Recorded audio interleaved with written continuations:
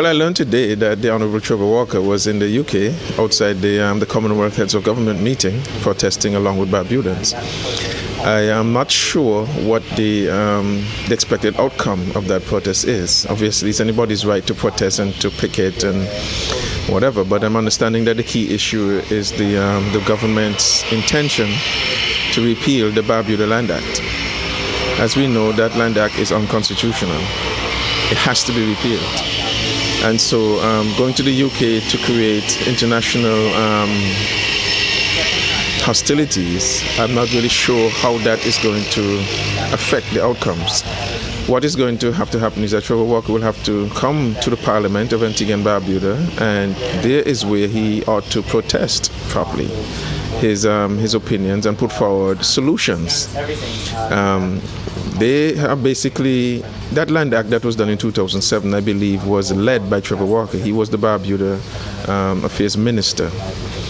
And he brought to Parliament, along with the UPP, a law that was unconstitutional and discriminated against citizens of this country. He has not come forward yet with any real solutions to the problem that he has created. So it is up to the government now to fix that situation. We cannot have laws in our books that are unconstitutional.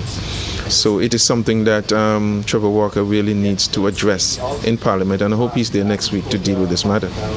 You spoke about the constitutionality. Isn't that the constitutionality of any law the matter for the courts and not the matter for the cabinet to decide? No, if there's a law on the books that is unconstitutional, this is not a cabinet decision. This is a decision that the Parliament has to make. It has to repeal the law.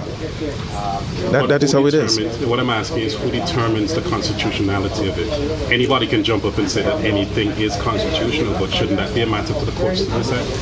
Well, the opinions are, I believe the Attorney General, who is also an experienced attorney, many years as an attorney, would have knowledge of that. Also, I don't believe that he would have just advised the government that the thing is unconstitutional without doing the appropriate checks. And so I believe the advice that he has is that the law has to be repealed. We don't have to wait on the court to do it. Okay, so when the petition is brought before the Parliament, if you all have the overwhelming majority, what will be the response? Essentially, what we're going to do in Parliament is to make land in Barbuda similar to land in Antigua. There's going to be consistency across the board in how land is managed in the state of Antigua and Barbuda. So that includes all the islands offshore, Barbuda, Antigua.